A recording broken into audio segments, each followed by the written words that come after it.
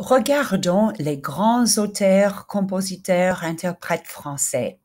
Je suis dans votre manuel de cours, unité 7, leçon B, page 404. On vous présente 5 auteurs, compositeurs, interprètes de la chanson française. C'est quoi ça en anglais? Ce sont les personnes qui écrivent les paroles, qui écrivent la musique et qui chantent, qui font tous les trois. Alors, la première personne, c'est Boris Vian, 1929 à 1959, qui va donner le tempo, celui du swing et du jazz, et la couleur sonore, celle de sa trompette, à l'après-guerre. Ingénieur, écrivain, journaliste, peintre, il est surtout fou de musique, de jazz et de chansons en général. Dans son album Chansons possibles et impossibles, 1956, il passe de la caricature « Je suis snob », c'est une chanson amusante, à la chanson engagée, la Java des bombes atomiques et le déserteur. Réputé pour son militantisme provocateur, le déserteur est probablement la chanson de Vian la plus connue, dont on a fait un album par la suite. Serge Gainsbourg, 1928 à 1991, qui ne cachera jamais son admiration pour Boris Vian, fait partie de la même lignée, jongleur de mots, curieux de sonorité, venu d'ailleurs, jazz, mambo, reggae, new wave, rap, et ne s'attachant à aucun genre pour mieux réussir dans chacun. Tout lui réussit, la chanson réaliste, le poinçonneur de lilas, la chanson poétique, la javanaise, je suis venu vous dire que je m'en vais, la pop, poupée de cire, poupée de son, l'album concept, histoire de Melody Nelson, qui influencera aussi bien Air que Beck ou Jarvis Cocker, et la provocation politique avec une version de la Marseillaise en reggae. Alors, c'est l'hymne national française en reggae. Mais Serge Gainsbourg est aussi l'auteur-compositeur d'un nombre impressionnant de succès interprétés par nombre d'entre eux par des femmes. Vanessa Paradis, Brigitte Bardot, Jane Birkin, sa muse, Isabelle Adjani, Anna Karina, Catherine Deneuve, Juliette Gréco et Françoise Hardy. Ensuite, Charles Aznavour, 1924. Lui aussi est l'auteur-compositeur d'un nombre important de chansons à succès interprétées par Edith Piaf, Frank Sinatra, Liza Minnelli et Diane Reeves, et surtout l'interprète du temps qui passe et des amours tristes qui lui ont valu d'immenses succès. Tu te laisses aller, il faut savoir, la mama, formidable, c'est en franglais, la bohème, amenez-moi, désormais, hier encore, comme ils disent.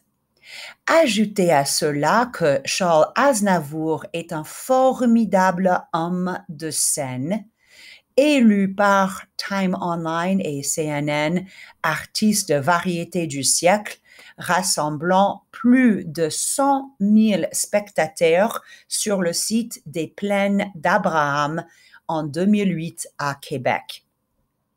Enfin, Charles Aznavour a joué au cinéma dans plus de 50 films. Ok, continuons. Jacques Brel, 1929 à 1978, est lui aussi auteur, compositeur, interprète. Il est d'origine belge.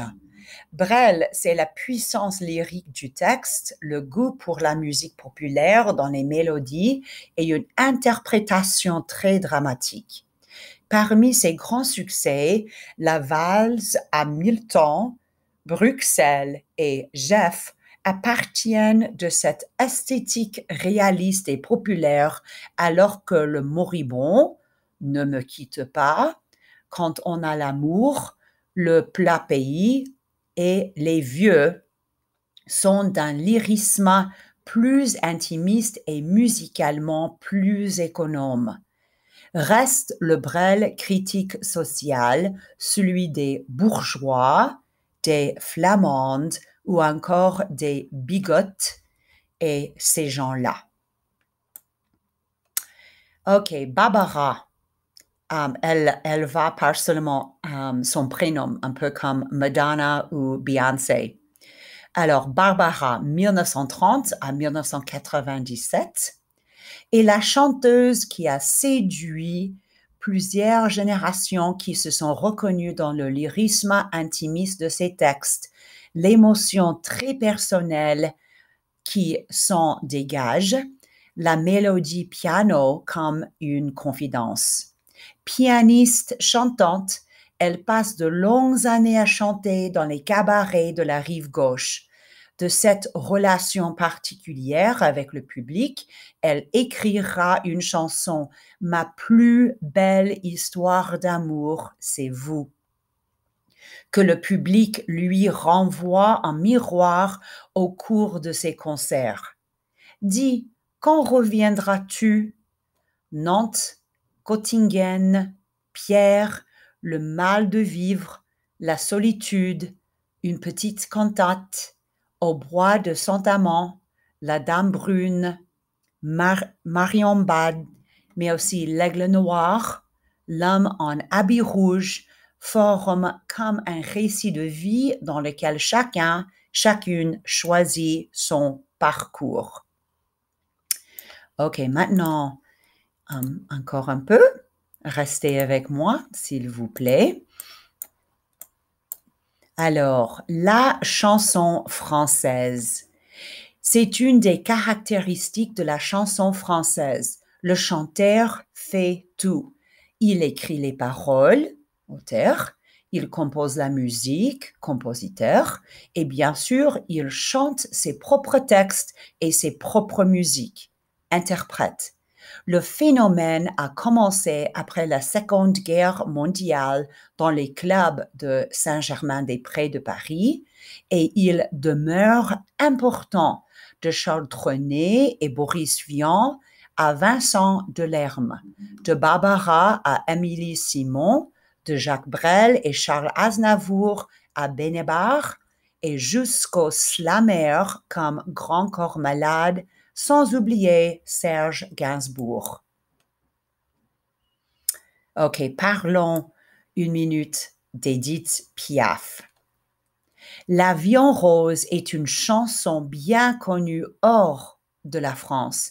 Chantée par Édith Piaf en 1947, elle est vite devenue un hit.